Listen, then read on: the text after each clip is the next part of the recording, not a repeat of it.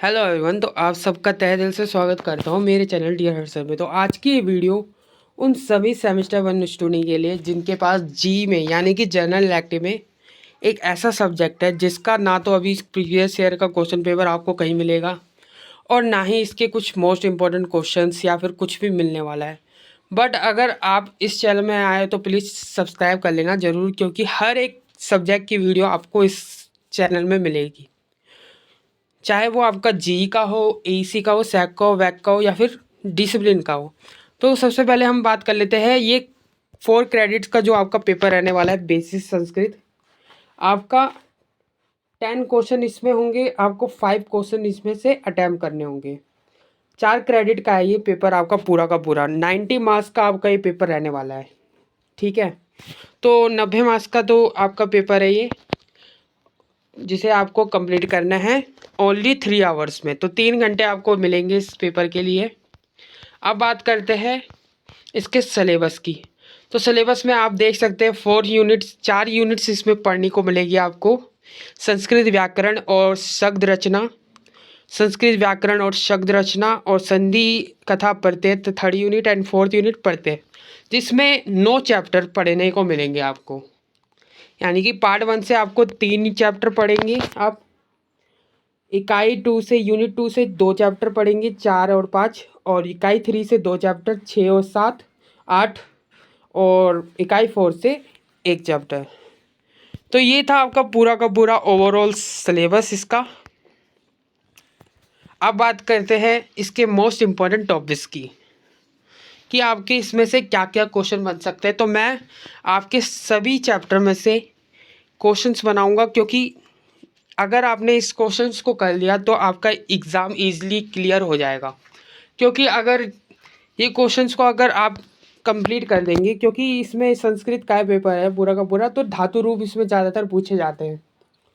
और ये ऐसा सब्जेक्ट है जो आपका हाफ संस्कृत है और हाफ हिंदी भी है, क्योंकि सोल में ऐसी होता है। अब बात करते हैं आपके मोस्ट इम्पॉर्टेंट टॉपिक्स की।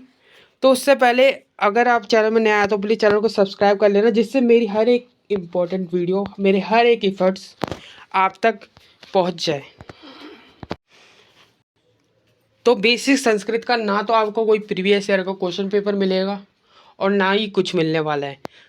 तो मैंने आपके लिए कुछ मोस्ट इम्पॉर्टेंट टॉपिक्स को लिखा है अपने हाथों से खुद ही, जो आप अच्छे से प्रिपेयर कर लोगे तो आई होप आपका ये पेपर अच्छा जाए। अब देख लेते हैं हम पहले क्वेश्चंस की।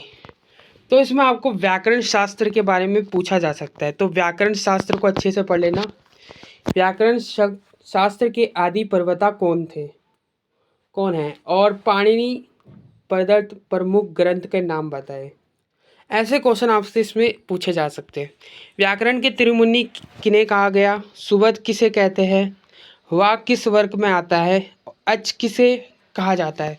तो संस्कृत का सब्जेक्ट है, तो आप देख सकते हैं कुछ ऐसे वर्ड आपको देखने को मिलेंगे। स्पर्श व्यंजनों के 5 वर्गों के नाम बताएं। तो बेसिक है, तो थोड़े 9th 12th वाली इसमें पूछा जा सकता है। अब देख लेते हैं 9th एंड 12th वाली संस्कृत आपको इसमें देखने को मिलेगी। तो त्रिमुनीय व्याकरण कथन की समीक्षा कीजिए, ये मोस्ट इम्पॉर्टेंट है, इसे कर लेना। स्पर्श व्यंजनों के 5 वर्गों के नाम बताएं। व्याकरण का अर्थ एवं स्फूर्ति स्पष्ट कीजिए। व्याकरण शास्त्र को उपयोगिता पर प्रकाश डालिए। और संस्कृत वर्णमाला में वर्णित उच्चारण स्थानों का साधारण वर्णन कीजिए। अब बात करते हैं सही गलत और रिक्त स्थान, यानी कि आपके फिल इन द ब्लैंक्स और ट्रू फॉल्स को भी देखने को मिलेंगे। क्रिया और धातु को अच्छे से प्रिपेयर करके जाना। इसमें मेसली आपको क्वेश्चन देखने को मिलेगा। क्रिया और धातु में अंतर स्पष्ट कीजिए। तो आपको पता ही होगा, आपने ग्रामर पढ़ी होगी। तो लकार कथा गणों के विषयों में आप क्या जानते हैं, संजय मलिक। ये क्वेश्चन भी इंपॉर्टेंट है, ये पूछा जा सकता है आपके एग्जाम में, क्योंकि धातु रूप और संस्कृत में तो यही पूछा जाता है। सर्वनाम शब्दों का प्रयोग करके 10 संस्कृत वाक्य लिखे। तो ये मोस्ट इम्पॉर्टेंट है आपका, वेरी इंपॉर्टेंट। और प्रतिपादक किसे कहते हैं, संस्कृत में अनुवाद कीजिए। आपको क्या क्या क्या दे दिया जाएगा, एक हिंदी में सेंटेंस दे दिया जाएगा जिसे आपको संस्कृत में कन्वर्ट करना है। जैसे राम पढ़ता है तो आप लिखेंगे राम पढ़ंती। आपने धातु रूप तो पढ़े होंगे, पढ़ती, पढ़ता, पठंती, पठसी, पठट, पठट, पठामी, पठावा, पठामा। ये बातें आपको इसमें देखने को मिलेगी। पुत्र ने भोजन खाया, बालक देव पढ़ेगा, रमा खेलती है। तो ये सारी बातें आपको इसमें देखने को मिलेगी।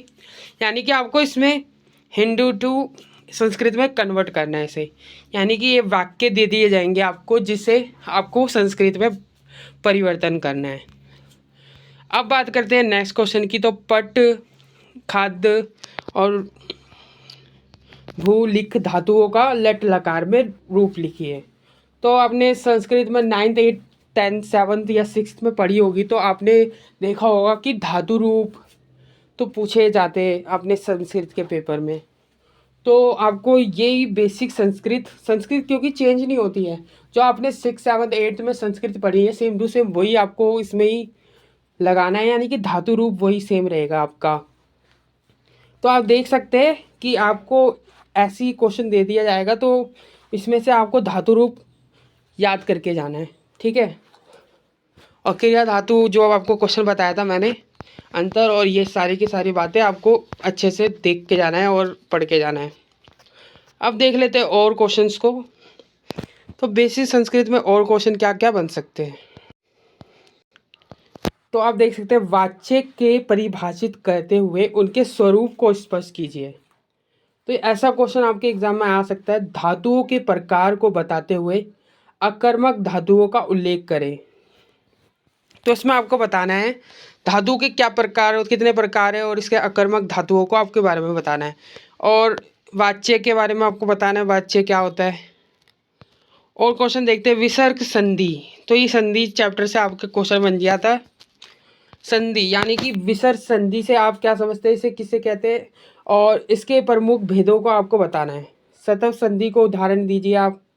हल संधि से क्या तात्पर्य है, इसके भेद लिखिए। संधि या संहिता के तात्पर्य अच संधि को उदाहरण सहित पूर्वक लिखिए। गुण संधि, तो संधियों को आपको अच्छे से पढ़ के जाना है जितनी भी संधियाँ है। गुण संधि के उदाहरण सहित व्याख्या कीजिए। अब नेक्स्ट क्वेश्चन देख लेते हैं वाक्यों को उचित क्रियापदों के पूर्ण में लिखिए। तो आपको एक वाक्य दे दिया जाएगा जिसे आपको क्रियापदे के रूप में देना है, लिखना है आई मीन। तो देख सकते हैं आए तसे श्रवणी सरसनी। तो ये आपके 3 4 एग्जाम्पल के थ्रू आपको दिखला दिया है मैंने। अब शॉर्ट नोट की बात करें तो आपका शॉर्ट नोट का भी एक क्वेश्चन बनता है जिसमें आपको संक्षेप में टिप्पणी करनी है। आपको देख सकते हैं तिणत, अकर्मक, विकर्ण, परस्पैपद। तो ये थे आपके ओवरऑल आपके बेसिक संस्कृत के most important topic. I hope आपको ये वीडियो यूज़फुल लगी हो, क्योंकि इसका ना तो एग्ज़ाम पैटर्न कहीं मिलने वाला था आपको, और ना ही इसके कोई कुछ मटेरियल था जिससे आप इसे ईजिली पढ़ सकें। तो इन टॉपिक्स को आप गूगल से या फिर किसी से सर्च करके अच्छे से ढूंढ के और इसमें रिसर्च कर सकते हैं आप, जिससे आपका माइंड भी डेवलपमेंट होगा और साथ ही साथ आपको ये टॉपिक्स भी अच्छे से कवर अप हो जाएंगे। आई होप आपको ये वीडियो यूज़फुल लगी हो। तो ज़्यादा से ज़्यादा सब्सक्राइब, चैनल को लाइक और एक प्यारा सा कमेंट ज़रूर कर देना कि आपको ये क्वेश्चन से कितनी हेल्प मिली है। तो thanks for watching this video. हम मिलेंगे नेक्स्ट वीडियो में और भी नई वीडियो के साथ।